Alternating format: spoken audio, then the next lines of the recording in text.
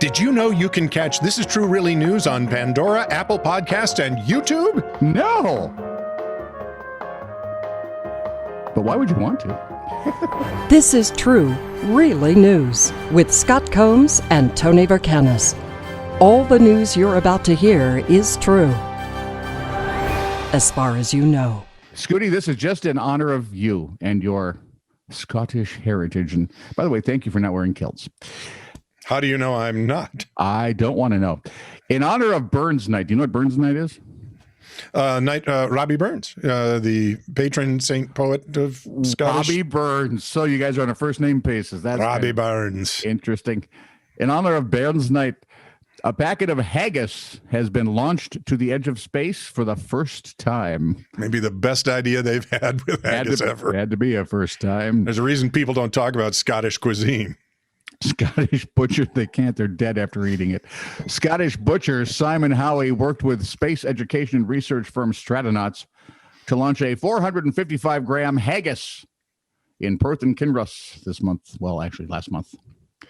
The haggis was attached to a weather balloon and soared more than 20 miles above the Earth, which would be it made about 4 times the height of Everest.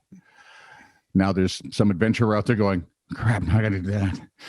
After taking off from Simon Howie headquarters in Dunning, it traveled over Stirling, Falkirk, Edinburgh, and a whole lot of other places that were mentioned once in Braveheart. Very, very cool places. Mr. Howie, I saw them all in a movie, or at least it was a set. Mr. Howie said he wanted to start the year by, why did they have an Australian playing a Scotsman is what I don't understand. Mr. Howie said he wanted to start the year by lifting the spirits of the general public, what with pandemic and stuff. Yeah, sure. Burns Night is, of course, one of the most important dates on the food calendar for the Scots, he says. We want to mark the occasion by sending the UK's best-selling haggis, the original 454-gram, to the edge of space. He said he and the company had to ramp up production in the run-up to Christmas and Burns Night, which Scott celebrated on January 25th.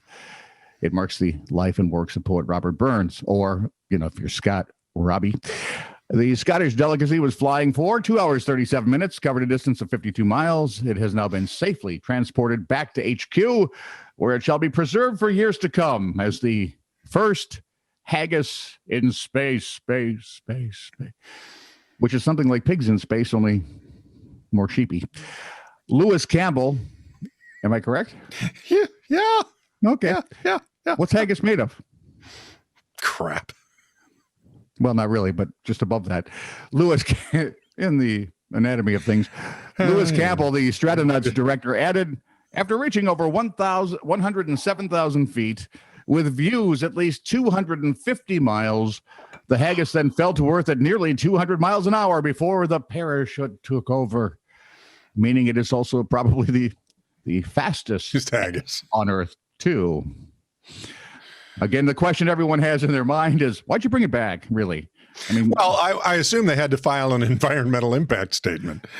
You know what? That might have been it. Either we bring it back or we've got 372 days of paperwork. And we'll still get fined. Haggis. It's not just for breakfast anymore. Words you never hear together. Haggis. Yummy. Never hear that together. 5-year-old Adrian Zamaripa, I believe is how it's pronounced, of Ogden, Utah, was adamant his mother buy him a Lamborghini. Well, how old is he? 5. Kid, reach for the stars. His mother, being a good mother, turned him down flat. So young Adrian did what any self-respecting Lamborghini enthusiast would. Yeah. He waited for mom and dad to go to work and for his oldest sister, who was babysitting, to fall asleep. He then emptied his piggy bank to the tune of $3 whole American, snatched the keys to the family SUV, and headed out of town, bound for California. Where was he again? Ogden, Utah. That's a trip. The patrol person, but it's a trip. The patrol person who pulled over the SUV for speed and lane infractions, imagine, was dumbfounded to find a 5-year-old at the wheel. You think? The officer did note the kid was at least headed in the right direction. So please lock your car, take your keys. Don't help a good 5-year-old go bad.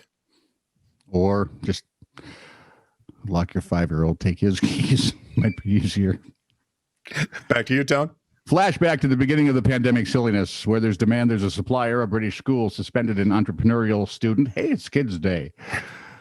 From Haggis to kids, how do we do it? An entrepreneurial student was caught selling squirts of hand sanitizer at school. I can't tell you how many ways that can go bad. In my head, not necessarily in, Selling but how do you make money at that? Everybody, okay, go ahead. Yeah. I'm just going to say. Jenny Tompkins posted news of her son's suspension to Facebook, noting he had made only $11 from his scheme at Dixon's Unity Academy in Leeds. So this was in the UK. Well, I'm glad they did. More enlightened.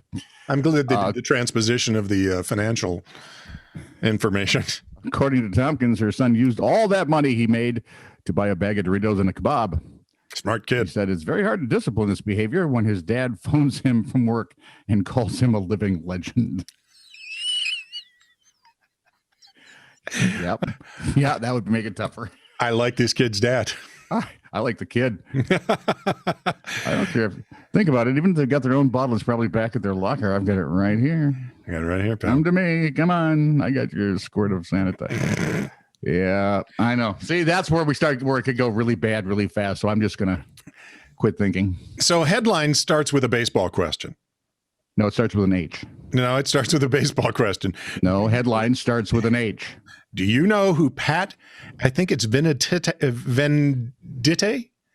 or Vendite is? He did some relief pitching for the Athletics. So not the guy who starred with Mary Tyler Moore on the old TV show. No. The Dick Van Petite show. So you don't know what's unique about him. His last name is unpronounceable to you? He pitches with either hand. And him. He actually did so at least once in a single game. In a major league game, yep. Yeah. Now to the headline. Yep. Amphibious pitcher makes debut. So close. Well, you got to admit, teaching a crocodile to pitch. You're amphibians, right? Oh, yeah. That would be with a tiny little, how do you get him to stand up with those short legs and that big tail? Soak him in water. He can breathe through his skin. Wow. See, Killer Croc missed his calling. He's going to terrorize Gotham City. Dude, you could have been a baseball player. Most earthquake damage caused by shaking. Well, see, I thought it was the big cracks shaking called, but what do I know? Bridge closure date, Thursday or October. State's detour plans draw criticism. Wow. So that's kind of like, no, listen, we'll have a repairman there like Tuesday between the beginning of time and the end of time. Right. Exactly. Man, this one is just unbelievable. Man suffers leg pain after crane drops 800-pound ball on head. And he suffered leg pain. Ow, my leg.